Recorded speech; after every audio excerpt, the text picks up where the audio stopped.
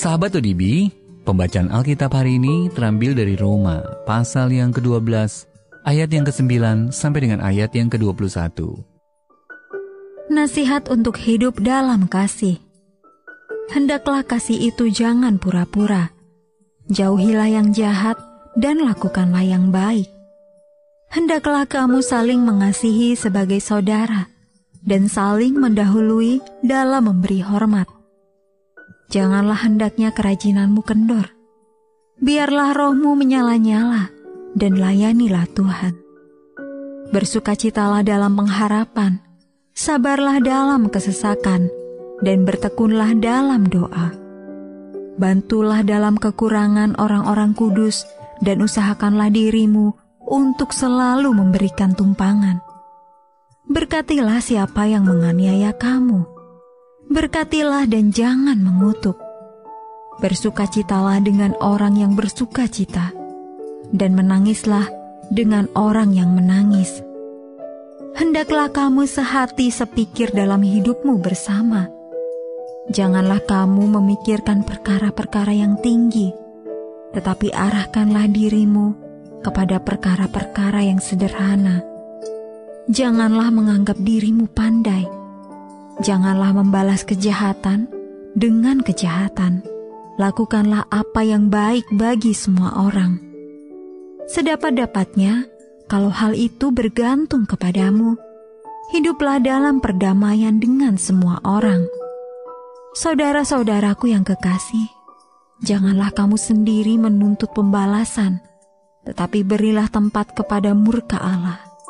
Sebab ada tertulis, pembalasan itu adalah hakku. Akulah yang akan menuntut pembalasan, firman Tuhan.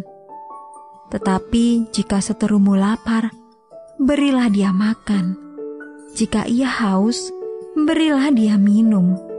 Dengan berbuat demikian, kamu menumpukan bara api di atas kepalanya. Janganlah kamu kalah terhadap kejahatan, tetapi kalahkanlah kejahatan dengan kebaikan. Ayat Mas renungan hari ini terambil dari Roma pasal yang ke-12 ayat yang ke-21.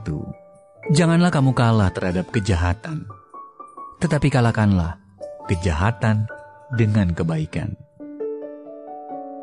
Judul renungan kali ini Masa Depan Penuh Pengampunan, ditulis oleh Monica Laros. Sahabat ODB, pada tahun 1994, negara Afrika Selatan yang bertransisi dari pemerintahan bersistem apartheid, pemisahan berdasarkan ras kepada demokrasi, menghadapi pertanyaan sulit tentang penuntasan kasus kejahatan yang dilakukan di masa silam. Para pemimpin tidak dapat mengabaikannya, tetapi menjatuhkan hukuman keras terhadap para pelakunya berisiko memperparah luka bangsa. Dalam buku No Future Without Forgiveness, Uskup Agung Desmond Tutu berkata, kita bisa saja menegakkan keadilan pidana, tetapi Afrika Selatan akan hancur lebur. Dengan membentuk Komisi Kebenaran dan Rekonsiliasi, negara demokrasi baru itu memilih jalan yang panjang dan sulit untuk mengupayakan kebenaran, keadilan, dan belas kasihan. Mereka yang bersalah dalam tindak kejahatan mendapat tawaran untuk dipulihkan, asalkan mereka bersedia mengakui kejahatannya dan mengganti rugi. Hanya dengan berani menghadapi kebenaran, luka-luka bangsa tersebut dapat disembuhkan. Bisa dikatakan bahwa dilema yang dihadapi Afrika Selatan tersebut mencerminkan pergumulan yang juga dihadapi oleh kita semua. Kita dipanggil untuk berlaku adil dan mengamalkan cinta kasih. Tetapi cinta kasih sering disalahartikan sebagai melepaskan tanggung jawab, sementara upaya menuntut keadilan dapat menyimpang menjadi tindakan membalas dendam. Satu-satunya jalan bagi kita untuk melangkah maju adalah dengan menerapkan kasih yang tidak hanya menjauhi yang jahat, tetapi juga merindukan perubahan dan kebaikan bagi sesama. Oleh kuasa Roh Kudus, kita dapat belajar apa artinya memiliki masa depan yang mengalahkan kejahatan dengan kebaikan.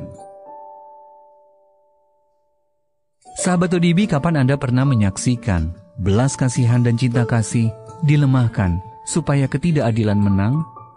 Kapan Anda melihat baik keadilan maupun belas kasihan benar-benar dijunjung tinggi? Allah yang Maha Pengasih, ketika penderitaan dan ketidakadilan di sekelilingku membuatku sedih, tolonglah aku untuk tetap meyakini kasih dan kuasa-Mu yang sanggup mengubah dan menyembuhkan. Pakailah aku untuk menyebarkan keadilan, belas kasihan, dan cinta kasih. Mari kita satukan hati kita berdoa. Bapa yang baik, pagi hari ini kami menaikkan pujian syukur. Kami berterima kasih kepadamu, karena Engkau telah memberkati kami kembali, melalui firman-Mu yang sudah kami baca, dan yang telah kami renungkan bersama. Inilah kehidupan kami ya Tuhan, kami serahkan ke dalam tangan-Mu.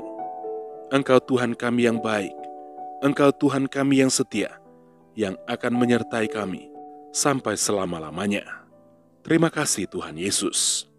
Sepanjang hari ini ya Tuhan, kami serahkan seluruh kehidupan kami ke dalam tangan-Mu. Dalam segala aktivitas pekerjaan kami yang akan kami kerjakan di sepanjang hari ini, Engkau akan menyertai kami lagi. Engkau akan menuntun kami. Engkau akan membuat berhasil apapun yang kami kerjakan. Dan Engkau Tuhan sumber berkat. Engkau akan memberkati setiap pekerjaan kami. Inilah yang menjadi doa kami pada pagi hari ini. Engkau Tuhan yang selalu mendengar, dan Engkau pasti akan menjawab setiap permohonan doa kami yang sudah kami naikkan kepadamu. Di dalam nama Tuhan Yesus Kristus. Haleluya. Amin.